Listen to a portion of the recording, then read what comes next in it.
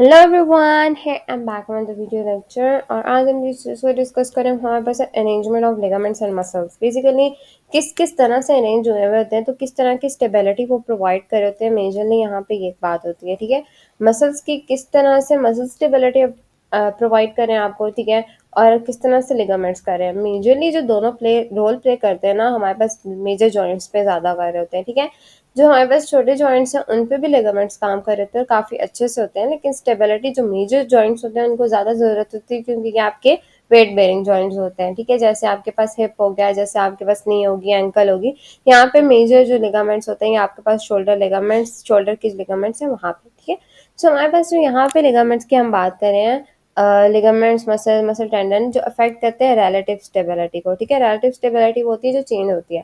ठीक है, जो एक प्रॉपर ऐसे नहीं है कि हर वक्त सेम रहती है, या पर्सन टू पर्सन भी ये वेरी कर रही होती है। तो रिलेटिव स्टेबिलिटी जो जॉइंट की होती है ना, उसको अफेक्ट कर रहे होते हैं। ठीक है, and joint such as the knee and the shoulder in which the bone configuration is not particularly stable. ठीक है, नी में भी नहीं होती और शोल्डर में भी नहीं होती। क्यों? क्योंकि यहाँ पे बेसिकली हमारे पास मूवमेंट्स ज़्यादा हो रही होती है। हमें इसके एक तो नी पे लोड बहुत ज़्यादा होता है, शोल्डर पे मूवमेंट्स बहुत ज़्यादा होती है। तो शोल्डर का काम बहुत ज़्यादा है, नी पे जो है मूवमेंट्स, नी जो होती है बेसिकली हमारे पास weight bearing, major weight bearing, one of the major weight bearing joint है। तो मेजरली आप ये कह सकते हो कि इसकी तो आपके पास नी की तो आपको समझ आ रही है, लेकिन शोल्डर क्योंकि मूवमेंट ज़्यादा करता है, तो हमारे पास यहाँ पे भी एक बहुत ज़्यादा स्टेबल जॉइंट नहीं है। तो हमारे पास लिगामेंट्स, मसल्स हमारे पास डिफरेंट तरह से कंट्रीब्यूट करते हैं ताकि हमारे पास एक प्रॉपर जॉइंट की स्टेबिलिटी हमें मिल सके। ठीक है, एक प्रॉपर जॉइंट की स्टेबिलिटी मिल सके जो हमारे पास दो बोन्स को या दो बोन्स के एक एंड्स को इकट्ठी जोड़ के रखे। ठीक है, सो मेजरली आपका टारगेट क्या था कि आपके पास दोनों बोन्स के एंड्स को हमने जोड़ के रखना है, ताकि हमारे पास जो जॉइंट है एक बन चुका है, ठीक है, उसको प्रॉपर स्टेबिलिटी मिल सके। ठीक है, if these tissues are weak from disuse or laxity from overstretch, that stability of the joint is reduce. ठीक है, अच्छा, अगर आपको सिंपल सी एक बात बताती हूँ ना, टिश्यूज अगर ये दोनों में से कोई भी वीक होते हैं, तो या तो ये डिसयूज की वजह से होते हैं या ओवर यूज की वजह से होते हैं। ठीक है, ओवर यूज या ओवर स्ट्रेच की वजह में ये होती है कि समटाइम्स ना कुछ पेशेंट तो होते हैं ना, जैसे आप ये कहते हो कि जो बंदा काम नहीं कर रहा, ठीक है, उसके तो हुए खराब, ठीक है, उसकी वीकनेस है। लेकिन कुछ लोग ऐसे करते हैं कि वो एक ज़्यादा अमाउंट में काम करते हैं। जैसे एथलीट्स होते हैं ना, मेजरली वो बहुत प्रोन होते हैं ओवर स्ट्रेचिंग के। उसकी एक वजह ये भी है कि क्योंकि हमारे पास उनके अंदर ना काफ़ी हद तक जो स्टेबिलिटी होती है वो कम हो चुकी होती है। क्यों? क्योंकि वो बहुत ज़्यादा ओवर स्ट्रेच कर रहे होते हैं अपने मसल्स को। ठीक है, समटाइम्स तो कुछ लोगों की बॉडी बहुत अच्छे से अडेप्ट कर लेती है इस चीज़ को, लेकिन कुछ लोगों की नहीं करती। तो उसमें क्या होता है कि लेक्सिटी आ जाती है, जिसमें बेसिकली आपके लेक्सिटी का मतलब ये है, मेजरली आपके वो बहुत लूज से जॉइंट्स हो जाते हैं। ठीक है, क्यों हो जाते हैं? क्योंकि उनके लिगामेंट्स जो होते हैं बहुत ज़्यादा ओवर स्ट्रेच हुए हुए होते हैं, या मसल्स जो होते हैं बहुत ज़्यादा ओवर स्ट्रेचिंग की वजह से वो उल्टा ठीक या स्ट्रॉन्ग होने की बजाय वो लूजनिंग की तरफ जा रहे होते हैं। ठीक है, तो मेजरली ओवर स्ट्रेच की वजह से या डिसयूज की वजह से जो टिश्यूज होते हैं वो वीक होते हैं, और उन जॉइंट्स पे स्टेबिलिटी रिड्यूस होने लग जाती है जिन जॉइंट्स पे बेसिकली लेक्सिटी होती है। ठीक है, लेक्सिटी का मेजर मतलब ही यही है कि जहाँ पे लूज आ जाए, लूजनेस हो जाए आपके पास। ठीक है, क्यों? क्योंकि लिगामेंट इट सेल्फ लूज हो गए।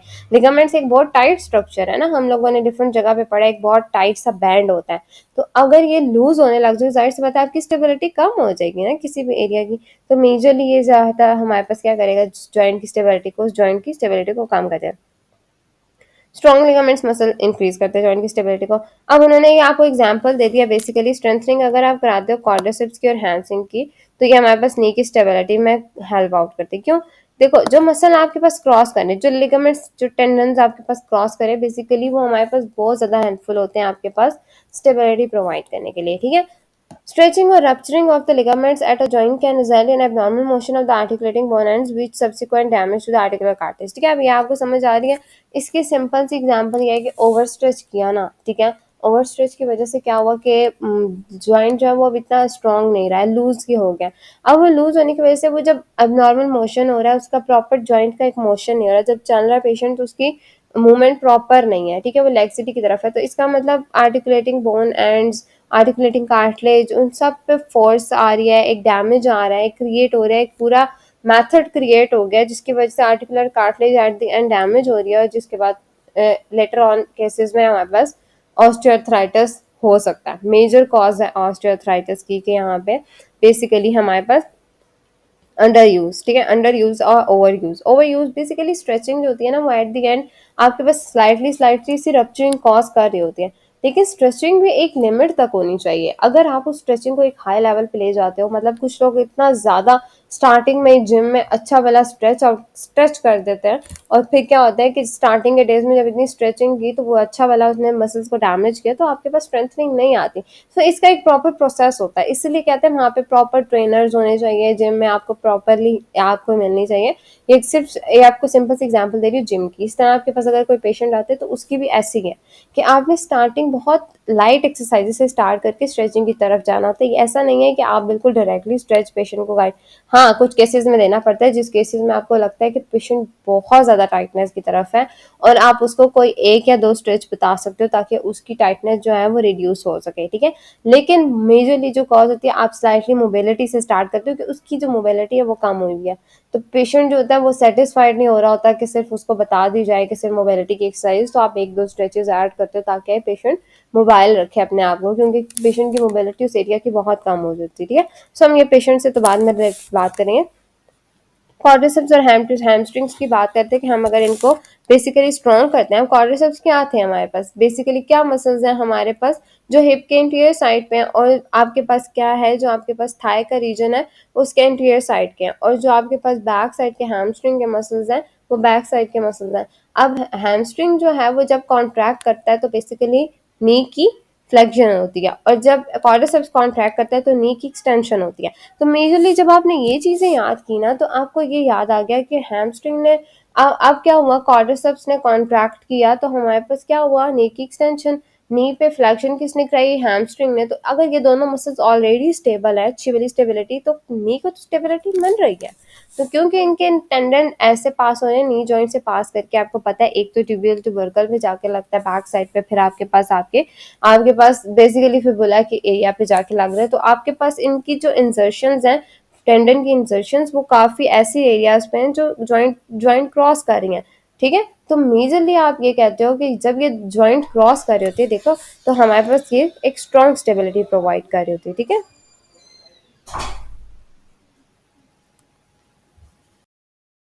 अब आप ये अपनी बुक की डायग्राम देखो ना, तो आपकी बुक की डायग्राम क्या कह रही है कि यहाँ पे हमारे पास फेमर है, यहाँ पे हमारे पास टिबिया है, ये हमारे पास बेसिकली फिबुला है। अब जो फ्यूमर है और जो टिबिया, मेजरली ये नी जॉइंट बना रहे हैं हमारे पास, ठीक है। सो जो फ्यूमर है ना, वहाँ पे आपको कुछ लिगामेंट्स आपको नजर आ रहे हैं, जैसे पोस्टीरियर क्रूशिएट आ रहा है, फिर आपके पास इंटीरियर क्रूशिएट है, मीडियल मेनिस्काई है, लेटरल मेनिस्काई है, मेनिस्कस है बेसिकली। फिर हमारे पास फिब्युलर कोलेटरल लिगामेंट है, हमारे पास टिबियल कोलेटरल लिगामेंट है, पटेलर लिगामेंट है, ठीक है। सो मेजरली यहाँ पे से क्योंकि पटेला रिमूव की गई है, क्योंकि हमारे पास नी कैप रिमूव करते हैं, जब पेटेला हमारे पास नी कैप है ना, जो हमारे पास बेसिकली आपको यहाँ पे फील हो रही होती है मूव करते हुए, जॉइंट एक हिंज जॉइंट प्रोवाइड कर रही होती है आपको, आपकी जॉइंट को, ठीक है। सो मेजरली अगर जब हम उसको रिमूव कर लेते हैं तो हमारे पास उसके पीछे से ऐसे स्ट्रक्चर नजर आते हैं। अब आपको जो लिगामेंट्स नजर आ रहे हैं ना, जैसे मैं आपको बताऊं कि यहाँ पे हमारे पास ये वाला जो जॉइंट है, ये हमारे पास यहाँ पे ये जो हमारे पास लिगामेंट है, ये पोस्टीरियर क्रूशिएट, ठीक है। ये हमारे पास बेसिकली जो लिगामेंट है वो इंटीरियर क्रूशिएट है। इंटीरियर वाला क्या करता है कि पीछे से आगे से पीछे की तरफ जा रहा होता है, और पोस्टीरियर वाला पीछे से आगे की तरफ आता है। ये हम और डिटेल में जब डिस्कशन करेंगे तो इसको देखेंगे, ठीक है। सो मेजरली इनकी डायरेक्शंस यूं होती है, ठीक है। फिर हमारे पास मीडियल मेनिस्काई बीच में, मतलब दो बोन्स के बीच में है, ठीक है। लेटरल मेनिस्कस हमारे पास दो, आपके पास फ्यूमर और टिबिया के बीच में, और ये ट्यूबरकल्स और कॉन्टाइल के बीच में होता है, ठीक है। ये ट्यूबरकल्स है हमारे पास और ये कॉन्टाइल्स हैं, ठीक है। जैसे लेटरल वाला है तो लेटरल मेनिस्काई है, तो लेटरल हमारे पास कॉन्टाइल के बीच में, ठीक है। आपके पास फ्यूमर के भी और टिबिया के भी, और इस तरह हमारे पास जो मीडियल है वो मीडियल कॉन्टाइल के बीच में, फ्यूमर और टिबिया के, ठीक है।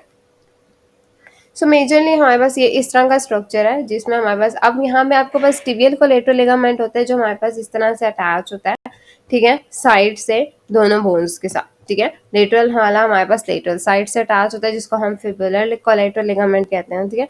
सो मेजरली इसका स्ट्रक्चर यूं है। अब आप देखो कितने ज्यादा लिगामेंट्स हैं, ठीक है। तो अगर आपके पास मसल्स वीक हो भी जाते हैं तो ये लिगामेंट्स आपके जॉइंट को काफी हद तक स्टेबिलिटी दे रहे होते हैं, ठीक है। लेकिन अगर देखो, अगर ये लिगामेंट्स वीक हो जाते हैं तो आपके पास जो ज्वाइंट मसल्स हैं वो तो ऑलरेडी वीक थे पहले से ही। अब अगर लिगामेंट्स भी ओवर स्ट्रेच की वजह से या अंडर यूज की वजह से, आपके पास यूज आपने सही से नहीं किया, आप सिडेंटरी लाइफस्टाइल आपका, तो उसके बाद क्या होता है आफ्टर समटाइम्स ये भी वीक हो जाता है, ठीक है। सो तो इसकी वजह से भी हमारे पास क्या होता है एट द एंड, वीकनेस आ रही है, स्टेबिलिटी रिड्यूस हो रही है, कम हो जाएगी, ठीक है। मेजरली आपको यहाँ पे ये पता चला। फिर आपको यहाँ पे जो दूसरी डायग्राम है इसमें अगर आप देखते हो तो हमारे पास आपको यहाँ पे ऑब्लिक पॉप्लीटियल लिगामेंट है, फिबुलर कोलेटरल लिगामेंट है, आर्कुएट पॉप्लीटियल लिगामेंट है, टिबियल कोलेटरल लिगामेंट है। ये आपको बेसिकली उन्होंने आपको और क्लियरली आपको पिक्चर देने के लिए इसकी डायग्राम आपको बताइए कि लाइक इस तरह से भी हमारे पास ज्वाइंट की जो मेजरली है कैसे होती है की सेटिंग होती है। ये वो लिगामेंट्स है जो बैक साइड पे आपके बेसिकली, ये एंटीरियर, अगर ये आपको इंटीरियर व्यू दे रहे हैं तो ये पोस्टीरियर व्यू है। तो सो जो पोस्टीरियर व्यू है, पोस्टीरियर व्यू में आपको डिफरेंट और लिगामेंट्स बताए हैं जिसमें आर्कुएट पॉप्लीटियल, पॉप्लीटियल फोसा कहाँ है आपके पास, नी के बैक साइड पे ना। सो मेजरली आपके पास ये लिगामेंट्स कहाँ पे है, आपके पास बैक साइड पे। तो मेजर आपने जहाँ यहाँ पे जो फोकस रखना था वो स्टेबिलिटी सिर्फ इंटीरियर नहीं देनी, पोस्टीरियर स्टेबिलिटी भी चाहिए। तो आपके पास जब जॉइंट को इंटीरियर पोस्टीरियर दोनों स्टेबिलिटीज चाहिए तो आपके पास स्टेबिलिटी के लिए लिगामेंट्स इंटीरियर पोस्टीरियर दोनों साइड्स पे थे। अब जो इंटीरियर लिगामेंट्स है वो तो हमने देख लिया कि हमारे पास इंटीरियर क्रूशिएट हो गया, आपके पास बेसिकली पोस्टीरियर क्रूशिएट हो गया। लेकिन हमारे पास जो बैक साइड पे होते हैं वो पॉप्लीटियल फोसा के अपने लिगामेंट्स होते हैं जिसमें ऑब्लिक हो गया, आर्कुएट हो गया, यहाँ पे फिर टिबियल और फिबुलर कोलेटरल लिगामेंट्स भी हेल्प आउट करते हैं इनको। सारे जब लिगामेंट्स कंबाइन काम करते हैं तब जाके आपके पास नी जॉइंट की स्टेबिलिटी आती है प्रॉपर, ठीक है। जिस तरह से आप नॉर्मली अपनी लाइफ स्टाइल गुजार रहे हो, आप चल फिर रहे हो, वो एक नी जॉइंट पे जो इतने ज्यादा लिगामेंट्स हैं वो इकट्ठे मिल के काम करते हैं, एट द एंड आपके पास क्या आता है, आपके पास नी जॉइंट की स्टेबिलिटी आती है, ठीक है। सो मेजरली आपके पास ये स्ट्रक्चर्स थे। अच्छा, अब उन्होंने कहा the angle of the attachment of most tendon to bone is arrange so that when the muscle exerts tension the articulating ends of the bone at the joint crossed are pulled closer together enhancing joint stability. अब attachment जो थी ना basically tendons की, जब bone की सजाई से बाद टेंडन अटैच हुआ है तो मसल ने एक टेंशन एक्सर्ट करनी होती है जब वो मूव करता है, ठीक है। अब वो जो मसल मूव करता है वो जॉइंट को या तो पुल एक दूसरे के करीब लेके आता है या एक दूसरे से दूर लेके जा रहा है। दोनों केसेस में हमें जॉइंट की स्टेबिलिटी बहुत ज्यादा चाहिए होती है, ठीक है। सो जॉइंट की मैंने कहा कि आपको चाहिए स्टेबिलिटी, ठीक है।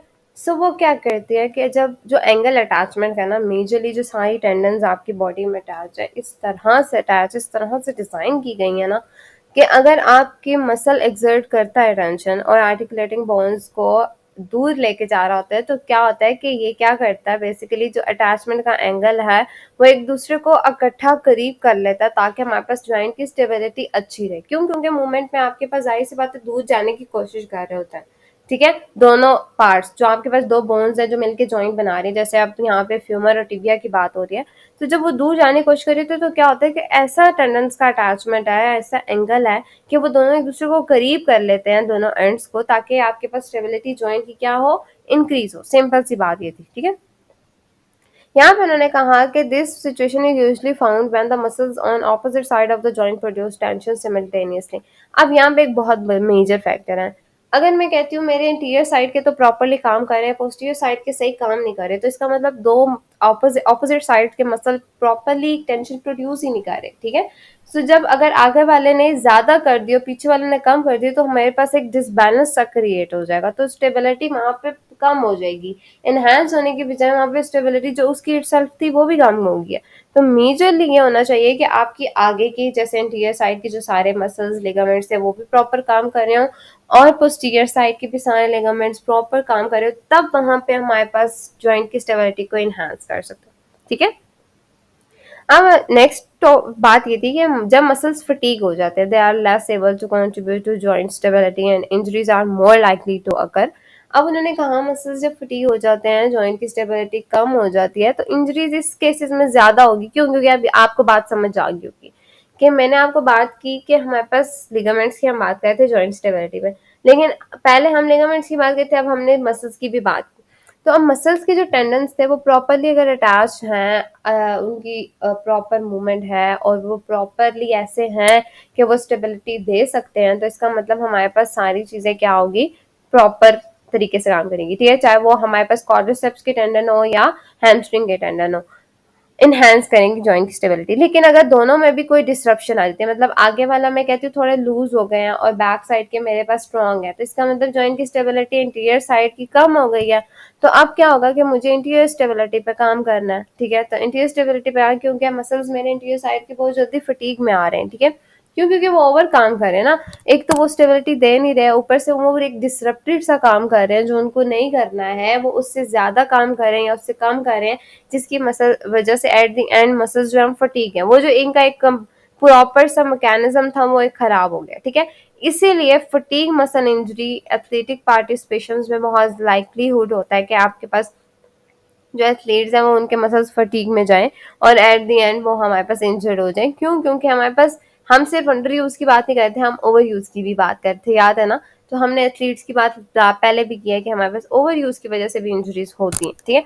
सो ये नहीं है कि सिर्फ फटीक लेस मसल यूज की वजह से होगी, ओवर यूज की वजह से भी हमारे पास फटीक में जाते हैं।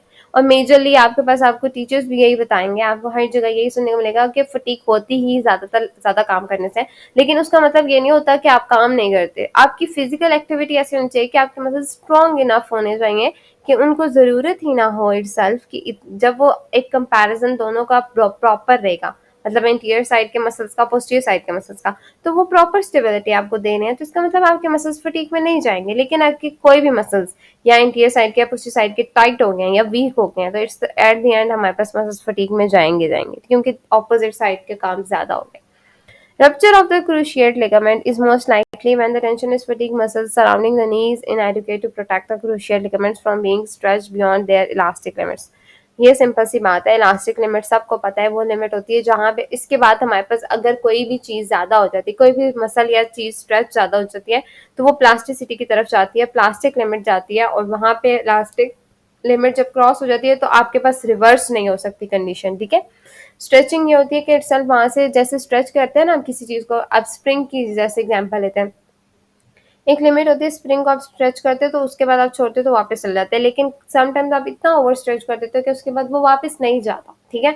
सो सिंपल सी ये एग्जांपल थी कि इलास्टिक लिमिट वो लिमिट होती है जहां पे वो वापस चला जाता है। अब उसको जब बियॉन्ड क्रॉस कर जाते हैं ना, तो मेजरली हमारे पास इनएडुकेट से टेंशन प्रोड्यूस होती है और मसल फटीक में जाना शुरू हो जाता है, ठीक है। सो मेजरली यहाँ पे ये थी क्रूशिएट लिगामेंट के रप्चर की चांसेस यहाँ पे इंक्रीज हो जाते हैं हमारे पास, वहाँ पे जहाँ पे मसल्स टेंशन फटीक में जाते, जहाँ पे हमारे पास बेसिकली जो फटीक मसल थे ना वो इटसेल्फ टेंशन क्रिएट करते थे, ठीक है। कनेक्टिव टिश्यूज की हम बात करते हैं जिसमें हमारे पास वाइट फाइब्रस कनेक्टिव टिश्यूज आते हैं जिनको हम फेशिया कहते हैं, ठीक है। फेशिया हमें पता है एक स्ट्रॉन्ग सा बैंड होता है हमारे पास टिश्यूज का, जो हमारे पास कवरिंग के लिए, सेपरेशन के लिए, और हमारे पास बेसिकली आप कहते हैं प्रोटेक्शन के लिए, हमारे पास दो डिफरेंट एरियाज को सेपरेट करने के लिए, या आप कहते हो मसल्स के बंडल को प्रोटेक्ट करने के लिए, ये बेसिकली हमारे पास सपोर्ट के लिए यूज होता है, ठीक है। So fascia is the white fibrous connective tissue known as fascia surrounds muscles and the bundles of the muscle fibers within the muscles providing protection and the support। अब within the muscles जो हमारे पास होता है ना fascia, वो हमारे पास protection और support provide कर रहा होता है आपके मसल्स को। A particularly strong prominent tract of fascia known as IT band crosses the lateral aspect of the knee contributing to the stability। The fascia and the skin on the exterior of the body are other tissues that contribute to the joint integrity। नी की बात कर रहे हैं हम, lower limb की बात कर रहे हैं, तो आपको उन्होंने आईटी बैंड की एग्जांपल दिया। आईटी बैंड एक बहुत strong prominent tract of Asia है जो हमारे पास बेसिकली लेटरल साइड पे आपके प्रेजेंट होता है, आपके पास थाई में जा रहा होता है, फिर नी की तरफ जाता है, ठीक है। सो ये बहुत स्ट्रॉन्ग स्टेबिलिटी अप्लाई करता है और ये बहुत ज्यादा प्रोन होता है। मतलब मैंने अपने जिंदगी में ना मैक्सिमम जितने पेशेंट देखे हैं ना उनमें आईटी बैंड होता ही टाइट है, ठीक है। मैक्सिमम पेशेंट्स में, मैं ये नहीं कहती कि सब में था, पर मैक्सिमम ऑफ द पेशेंट्स के अंदर आईटी बैंड टाइट होता है, ठीक है। सो आईटी बैंड जो क्रॉस कर रहा था lateral aspect of the knee को, वो हमारे पे स्टेबिलिटी पे बहुत ज्यादा इफेक्ट करता है। इसलिए आपका जॉइंट जो होता है ना, क्योंकि आपके मसल्स इतने प्रोमिनेंटली इतने स्ट्रॉन्ग इनफ है ही नहीं, तो आपके नी के ऊपर सारा वजन आ रहा होता है और वो एक दूसरे के करीब जा रही होती है। इसलिए मैंने कहा ऑस्टियोआर्थराइटिस के केसेस ज्यादा हो जाते हैं क्योंकि स्टेबिलिटी कम हुई है। तो मेजरली आपके पास जो वजह थी सारी बैक साइड से जो आ रही थी वो ये थी कि आपके पास जॉइंट की स्टेबिलिटी लूज है, ठीक है। सो ओए अगर आपको लेटर एजेस में हो रहा है, और आजकल तो अर्ली एजेस में भी हो रहा है, ठीक है, 30 अबव, 28 अबव भी मैंने केसेस देखे हैं। सो इस तरह के केसेस में भी अगर आपको ओए हो रहा है, क्योंकि ओए की मेजर जो डेफिनेशन है वो ये ए 50 अबव वाली है, बियॉन्ड 50 जो होते हैं वो ओए डायग्नोस होता है, ठीक है। सो आर्थराइटिस अगर आपको अर्ली एजेस में हो रहा है तो उसकी मेजर कॉज है आपकी पास बेसिकली अफेक्टिव, ठीक है। बेसिकली आपके पास जो मेजर कॉज आ रही है वो जॉइंट की स्टेबिलिटी कम होने की वजह से आ रही है, ठीक है।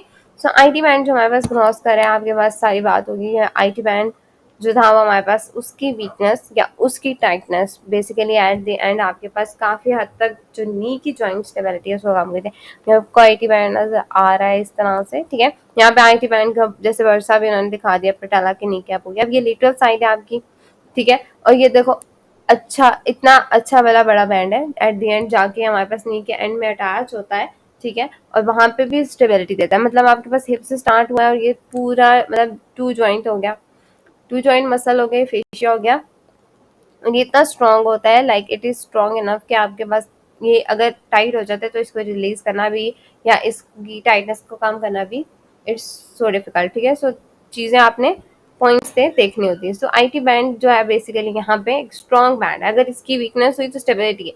अब आपने जो पेशेंट आपके पास आएगा तो आपने मेजरली क्या काम करना है, आपको पता चल गया कि आपने अपने आईटी बैंड के पेशेंट्स देखने हैं, तो आईटी बैंड बेसिकली आपको पता चल जाएगा देखने से। Thanks for watching. कोई चीज़ समझ गए तो कमेंट सेक्शन पूछ लेना, आज के लिए काफ़ी है। हम नेक्स्ट जॉइंट फ्लेक्सिबिलिटी का नेक्स्ट टॉपिक में डिस्कस करेंगे नेक्स्ट लेक्चर में। Thanks for watching.